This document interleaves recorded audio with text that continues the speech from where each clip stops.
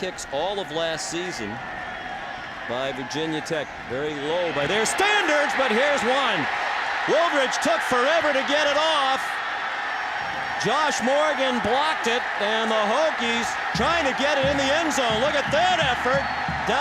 The good old days of Beamer Ball. What is Beamer Ball?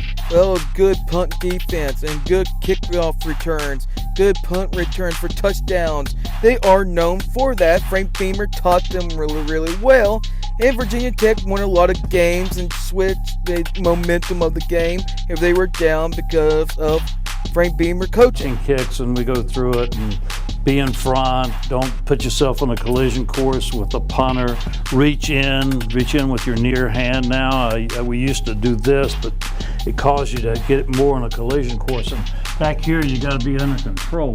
You got to be able to bend in there or go through there and be under control. If you're going full tilt, and you got to be able to reach.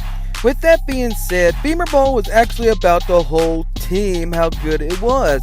They were known for great defense and pretty good offense, and it goes along with the special teams that actually Frank Beamer is a specialty of. It's called Beamer Ball for a reason. But Beamer Ball was all about the whole team. They were in and out, consistent title contenders in the Big East and the ACC when they were actually pretty good, with Michael Vick, and goes down to Marcus Vick and so on and so forth, and they were all. Virginia Tech actually had pretty good recruiting to fill in some big shoes, and they were still conference contenders to win their conference championships and even national championships when they were actually pretty good. But guys, they have not been good lately. Ever since the retirement of Frank Beamer in 2015, well, they were falling off. Well, during the time of Frank Beamer when he was showing the door, because Virginia Tech was losing to teams they shouldn't lose to, and it was not very often, but you can see the decline of Frank Beamer.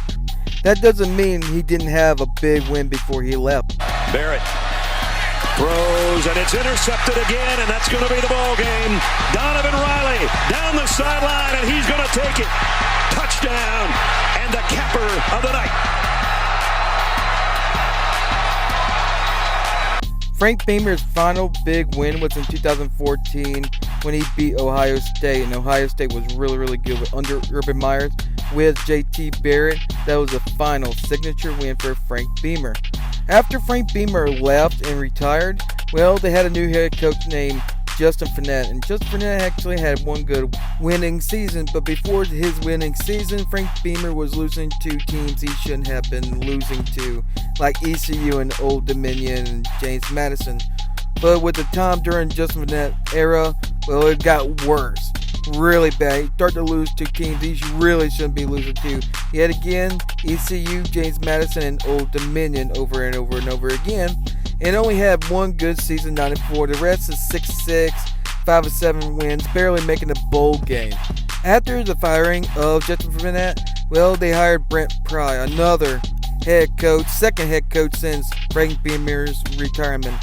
And let me say this, in the 2022 season of his debut season for Brent Pry, it did not go well. He lost to Old Dominion and posted a 3-8 season. Not a very good opening start for Brent Pry. It seems like the Frank Beamer days of good coaching, good defense, good offense, and great special teams being Beamer Ball, it seems long and gone. It seems like it's going to be a complete rebuild. A team that has been broken in a shadow of its former self, of the glory days of Michael Vick and Frank Beamer, contenders of conference championships. It might take a long time compared to what they got now. It is so bad, even Brent Price said not even a student from Michael Vick's old high school didn't even get recruited in 6 years. Even recruiting is lacking for Virginia Tech, and it shows on the field, not only coaching, but a lack of players, the former shell of their own selves, even recruiting. They can't even get recruiting to have a good team. So this is a big issue for Virginia Tech. And somehow they got to dig themselves out of the hole, but guys, I don't think it's going to dig themselves out of the hole anytime soon.